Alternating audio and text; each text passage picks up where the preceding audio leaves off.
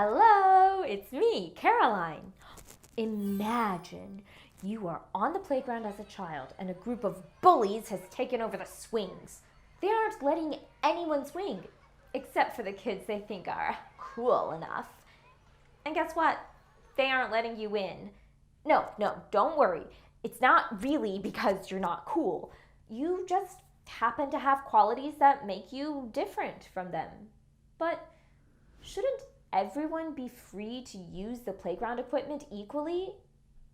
The answer is a simple yes, but here's the tough question. How should you deal with these bullies?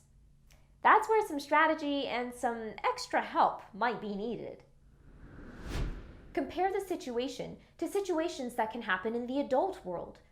We know that in American history, different groups of people have been denied access to basic public and private institutions due to differences in their skin tone, ethnicity, gender, disability, creed, religion, or something else. So if you are denied fair treatment in America, or your right to equal access is denied based upon something that sets you apart, what can you do about it? In today's lesson, you will analyze different strategies used to expand civil rights, to improve American government, and to create a more inclusive society.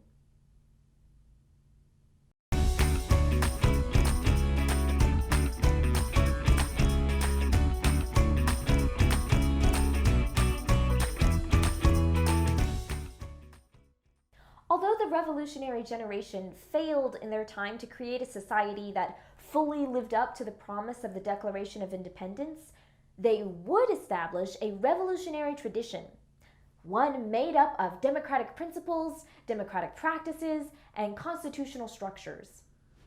In the 20th century, civil rights groups continued to use the principles of American democracy to expose the contradiction between what the Declaration of Independence says America is and what our nation currently is. But how exactly did they do this? And what can we learn from them if we ever need to fight for our rights? In the 20th century, economic rights were included alongside the right to vote as an important location of struggle for marginalized groups. Today's lesson will focus on two strategies to expand civil rights and to incorporate the concept of economic justice into our understanding of civil rights. We'll talk about legal strategies that are designed to unleash constitutional challenges to government oppression and private discrimination, as well as community organizing designed to meet the needs of citizens.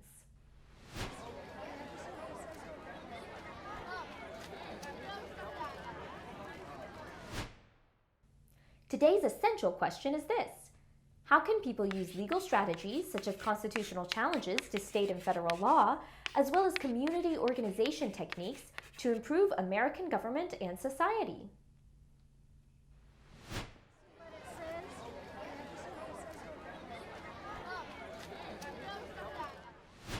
The National Association for the Advancement of Colored People, or the NAACP, is a civil rights organization that has successfully advocated for the rights of African Americans since it was formed in 1909.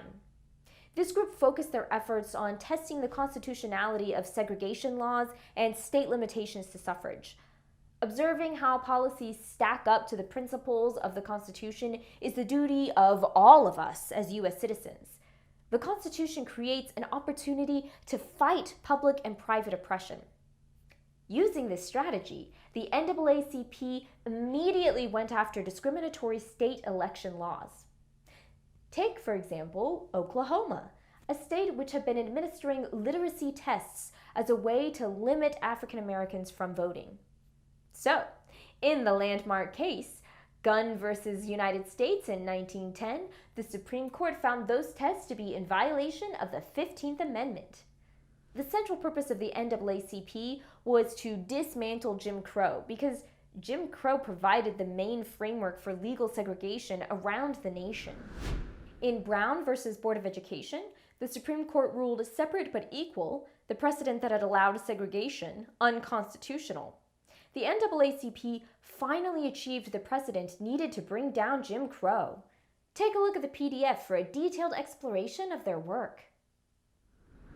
After Brown versus Board of Education, many states developed tactics to resist desegregation.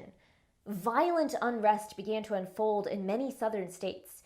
To help enforce Brown versus Board of Education and other precedents set by the court, the NAACP lobbied the government for the passage of civil rights legislation. Although the Civil Rights Act of 1964 is the most recognized, the NAACP successfully lobbied for a number of civil rights, voting rights, and economic rights legislation. There was the 1957 Civil Rights Act, the 1960 Civil Rights Act, the 1965 Voting Rights Act, and the 1968 Fair Housing Act. They even lobbied for the passage of the 24th Amendment to end state tactics which oppressed suffrage. Now it's time for a Show What You Know. What creates potential legal strategies to combat discriminatory laws and practices? What specific areas did the NAACP challenge? What other methods were used by the NAACP? What was the outcome of the legal strategies employed by the NAACP?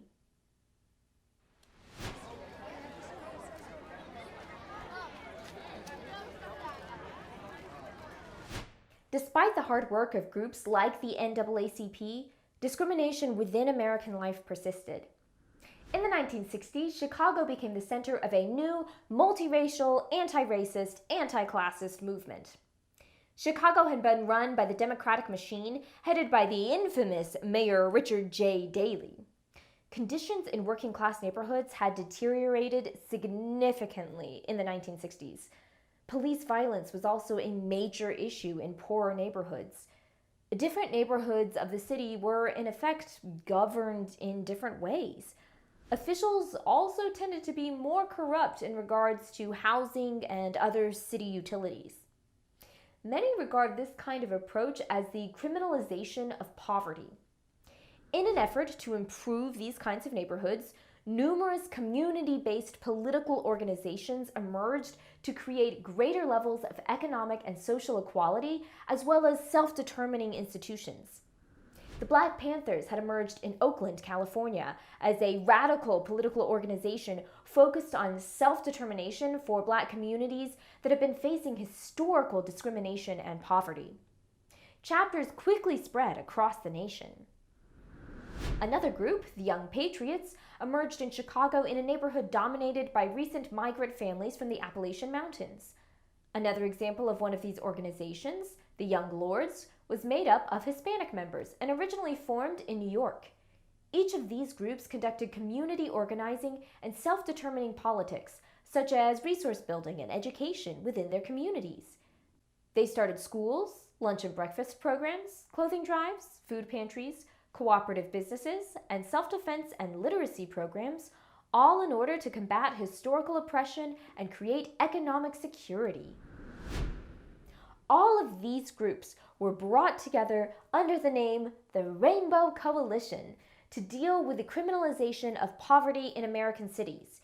They would hold town hall meetings in each of the different neighborhoods, conduct outreach to different community organizations, and focus on demonstrating the intersectionality of poverty.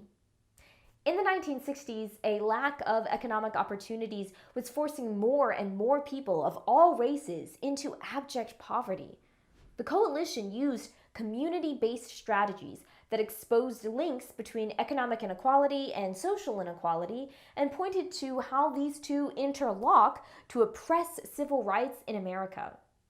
These groups demonstrated the ability of community institutions to combat such oppression. They used tactics that are an essential part of our revolutionary tradition, such as town hall meetings, publications, and mass assemblies to improve American society. The Rainbow Coalition's communities and programs represented the revolutionary principles of equality, justice, and popular sovereignty that are the hallmark of early American political thought. They demonstrated the ability that self-determined citizens had to move past more traditional power structures to create community change. Thomas Jefferson would have been proud. Time to wrap this up with a Show What You Know. Grab a writing instrument and let's do this. How did the NAACP help create a blueprint for community organizing? Why did a number of new community organizations arise in the 1960s? What is intersectionality community organizing? How did community organizing impact American society?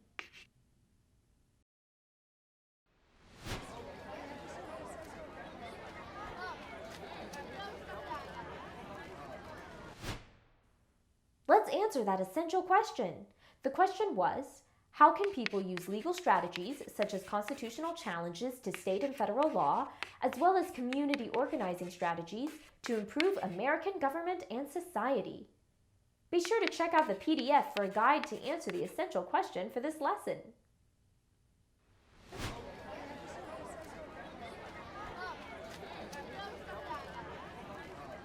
Recap! Today we learned that, in the 20th century, different organizations relied on the revolutionary tradition to further close the contradiction between our principles and our society. These groups also included economic rights as part of the larger demand for expanded civil rights in America in order to form a more perfect union. That's all for us today. In the next unit, we look at what people are voting for and how elections operate in America. We call this the two-party system. But that's for next time. Enjoy the rest of your day, and remember, vote, debate, and participate. Hey!